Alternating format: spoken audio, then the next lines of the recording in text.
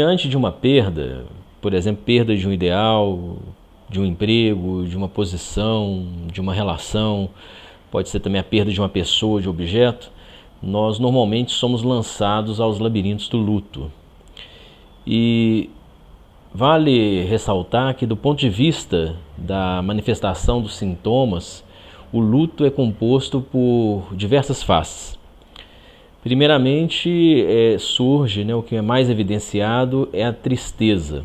Quando se fala em luto, quando se pensa em luto, a tristeza é geralmente esse sinal, esse sintoma mais evidenciado, mais reconhecido, inclusive no meio social.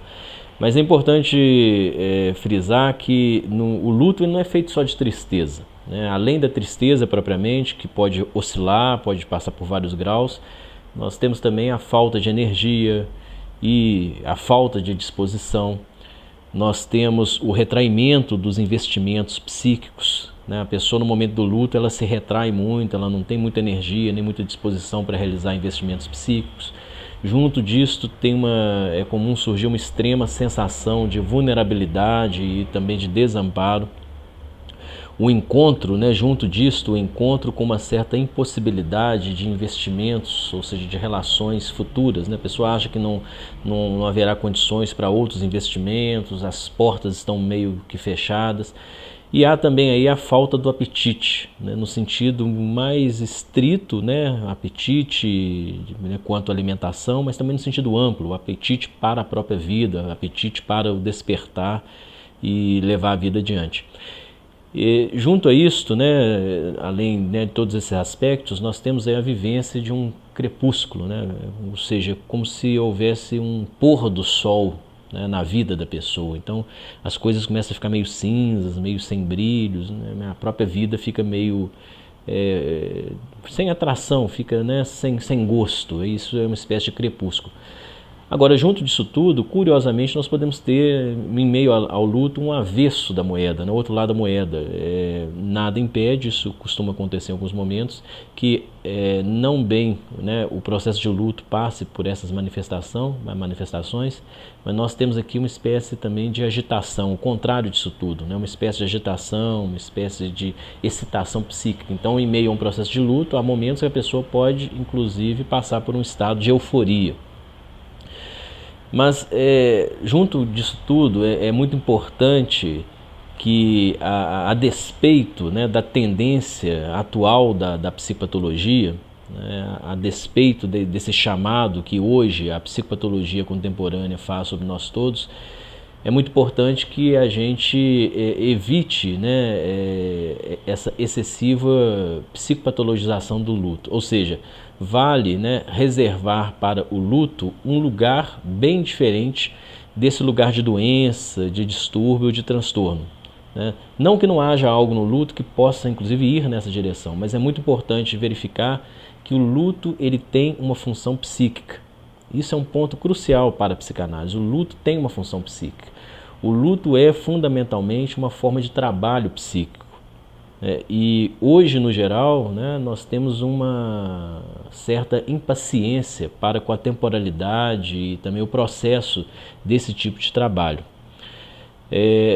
Vale dizer também que durante a experiência de luto, que pode durar semanas, pode durar meses, nós devemos verificar que o sujeito ali, naquele processo, ele está realizando uma espécie de reordenamento de seus investimentos libidinais, ou seja, os investimentos psíquicos, eles estão sendo reordenados, eles estão sendo reconstruídos, e isto é muito trabalhoso, Reordenar os investimentos é muito trabalhoso e demanda muita energia do sujeito que está passando por esse processo.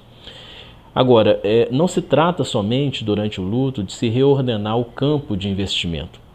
A relação do sujeito, por exemplo, com aquilo que ele perdeu, esse que seria o reordenamento do campo de investimento, para que a gente possa abrir, para que ele próprio possa abrir futuros investimentos, futuras possibilidades para ele.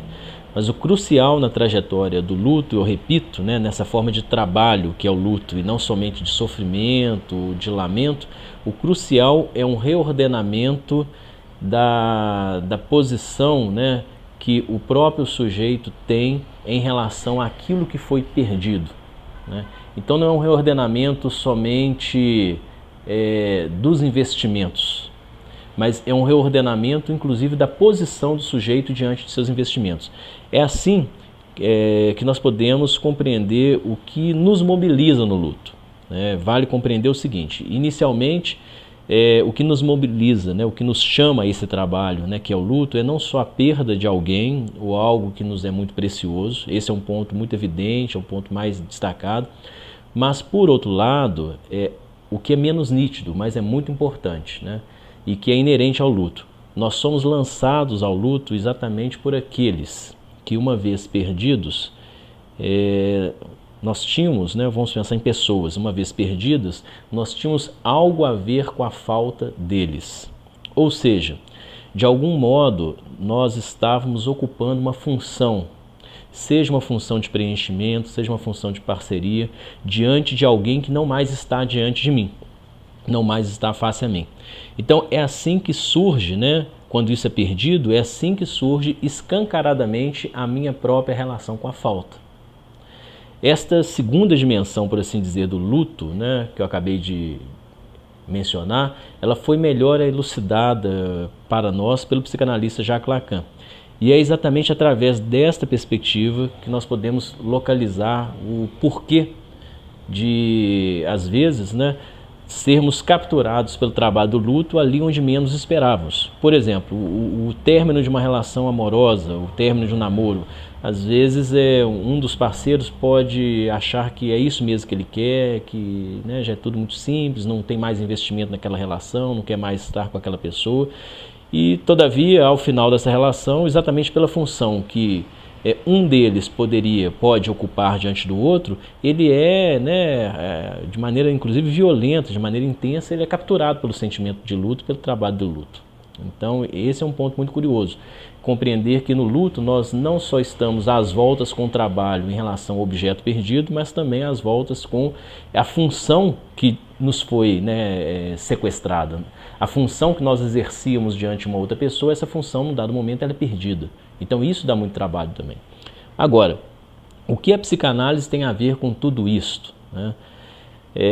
Vale também dizer que é por meio da psicanálise que um sujeito, estando ou não em meio a um processo de luto, ele pode minimamente esboçar estas curiosas e geralmente curvilíneas relações com a falta.